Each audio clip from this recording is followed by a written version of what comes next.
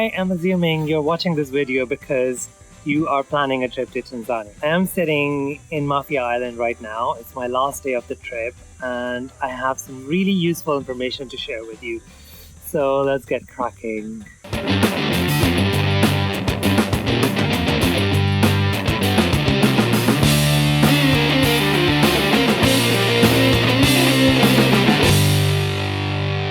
Tanzania is an absolutely gorgeous country. I mean, the most beautiful islands on the eastern African coast are all located within Tanzania. I'm talking about Zanzibar, I'm talking about Pemba, I'm talking about Mafia Island. This country is absolutely gorgeous and really, really beautiful. I mean, whether it comes to safari or the islands or seeing whale sharks or humpbacks, this country has like literally no substitute. So getting here is quite easy. You will need an e-visa. You can also get visa on arrival, but I would highly recommend against it because the airports have long queues. It's not very organized. And the last thing you want after a really long haul flight is to stand in a queue and wait for hours. I'm not joking, hours for a visa to process. So I would highly recommend it if you get it online. It's really, really easy and the fee is the same whether you're getting it online or on arrival. On that note, do note that there's no plastic bags allowed. So please don't bring any. There's none in the country either.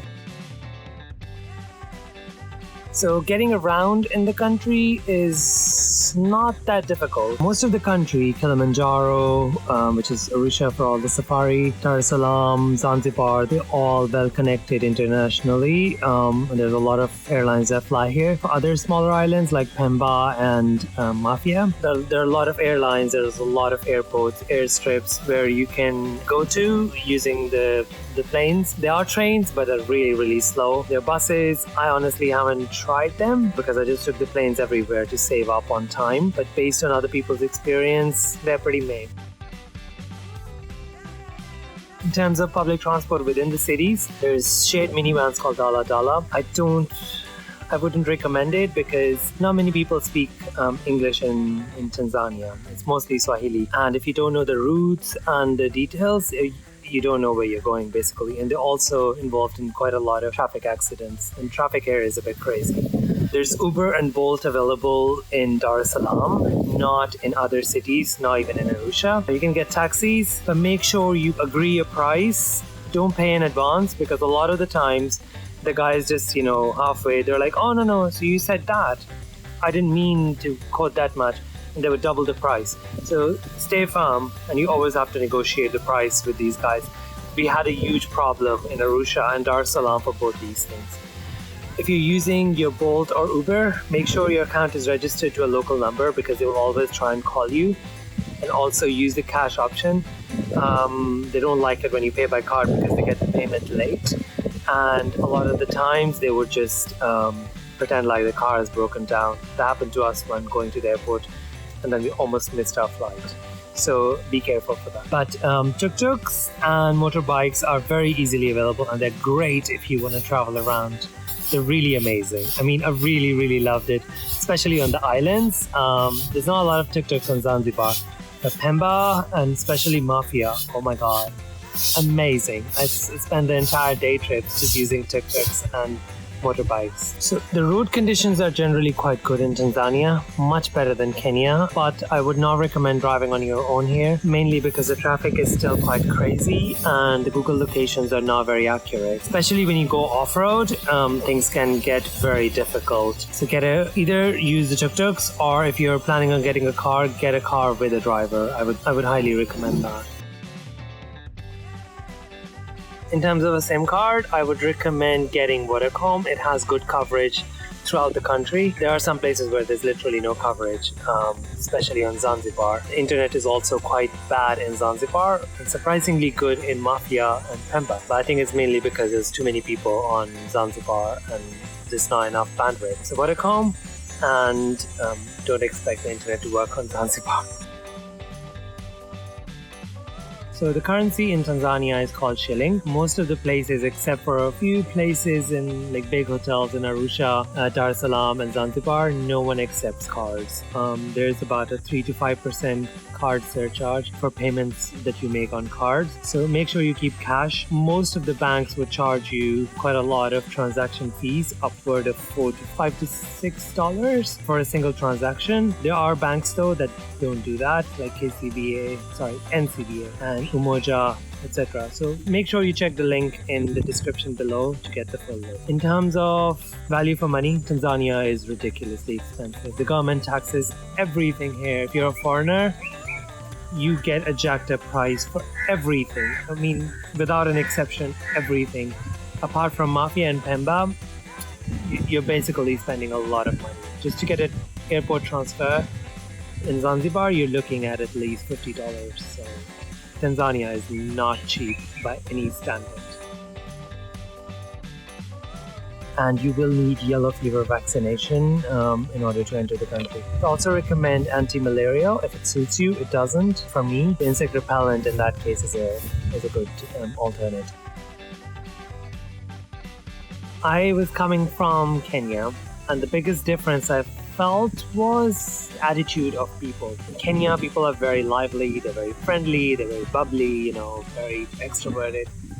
In Tanzania, that's not the case. One thing I could think of is the language barrier, because not a lot of people speak English in Tanzania. In Kenya, everyone speaks English. I think also as the socialist past, people do seem a little subdued and a little mellow here compared to Kenya. That being said, I really loved the people in Pemba and Mafia because they were really, really genuinely nice. Whereas in Arusha or in Dar es Salaam, or a lot less in Dar es Salaam, or in Zanzibar, I felt like everyone was out to sell something. Like everyone, just to the point of harassment, There wasn't a 5-minute period where you would walk and someone wouldn't call you to, ask you where you're from and then sell you something, tours or taxi services or something. I really enjoyed then when I got to Pemba and to Mafia. People here are really sweet, friendly and really nice. I kind of have like a weird vibe from the people in the mainland and Zanzibar. I do want to say they're not racist in any way. I didn't really get that vibe, except for this one incident where this guy was trying to sell me a ticket in the Dar es Salaam port. So when I refused to talk to him, he just told me to go back where I came from. That was a fun thing to hear though. So generally, Tanzania is quite safe. Dar es Salaam, I didn't really feel very safe, especially at night. There's no lights and I've heard of incidents. Arusha as well, I was told not to walk around in the night because there were some attacks on tourists, etc.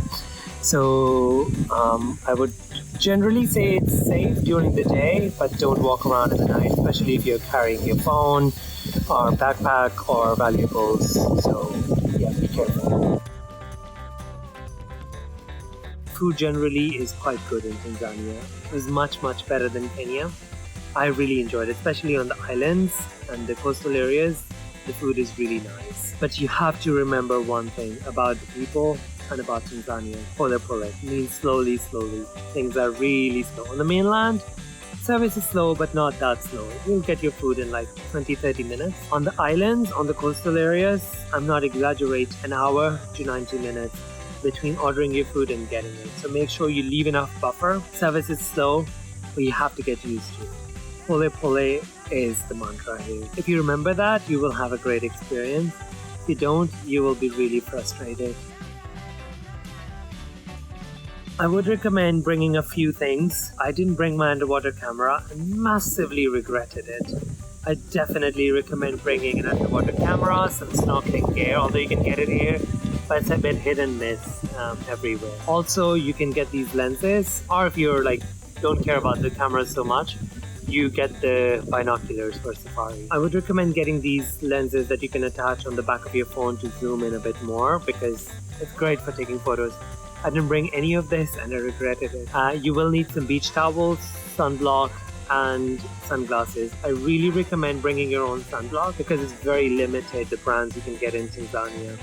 So if you have a specific brand, make sure you bring plenty of that with you. Can't drink tap water here. In terms of safari is generally quite expensive. in Tanzania. You can go to Serengeti, but if you've done Masai Mara on the Kenyan side, it's the same park on the other side. I would highly recommend you go to Ngorongoro. That place is just magical. It's the biggest caldera in the world. Check out the video, you will see everything. I would recommend working with some smaller companies. Most of the safari companies operate in Arusha. So work with smaller local companies. They are much, much better compared to the Google searches you get. So I was quoted, 3,000, 5,000. And then I Googled some local companies in Arusha on Google Maps, contacted them, told them my requirements. Finally got for around $1,300 for 3 days. That included Tarangire, Lake Manyara National Park, and Ngorongoro. So 3-day safari for about $1,200 to $1,300. That was, by the way, double the price of what we got in Kenya for a shared safari. This one was private because there wasn't anyone to share the thing with. I would recommend booking the rest of this stuff when you actually get here instead of booking things in advance, because online everything is thrice, 4 times as expensive. On that note, if you're coming for safari, please be careful. Be mindful of the animals. Don't feed them, don't touch them, don't throw things at them to get a reaction. Don't feed them specially. It's just not you. It just makes them aggressive and dependent on human beings. You're disturbing their ecosystem. So please don't do that. Be very considerate. And it's just ethics, right? You're not coming to a circus. You're not coming to a zoo. You are coming to the safari to see the animals in their natural habitat. And trust me, you will still see a lot of them. Everyone I've met here, there's plenty of animals. So don't be disappointed. There's no guarantees, but it's almost guaranteed that you will see. And most of the places, the companies, they try their best to make your experience as memorable as possible. So please work with them, not against them. I initially wanted to spend about 2.5 weeks, which I extended to a full month. And there's still things I haven't seen. Still more to do. It depends on your budget. I would recommend at least 7 to 10 days for safari to come to the island. And if you really want an honest opinion, I would recommend you to skip Zanzibar, go to Pemba, or come to Mafia. They have equally beautiful beaches and not as many people. It's just a lot more comfortable and amazing experience on these islands compared to Zanzibar. Zanzibar has lost its soul, unfortunately. It's beautiful, but I almost feel harassed every 5 minutes there. And everything is just so crazy expensive for no reason. In terms of things to do on mainland, I would not recommend spending a lot of time in Dar es Salaam. You can easily see most of the stuff there in one day. Safari, 3 to 5 days is more than enough. If you, like I said before, if you've done the safari in Kenya on Masai Mara, skip Serengeti. Oh, I've completely forgot about Kilimanjaro. So if you wanna, we basically spent 3 days extra in Arusha so we could get close to Kilimanjaro, which was great. Still quite a lot of things. So check the videos for all the places if you wanna see what you can do and how you can spend time in all these places. Arusha and for safari, for the coastal areas, for Pemba, for Zanzibar. So I really hope you enjoyed these useful information, and I really hope it really helps you have a good, comfortable stay.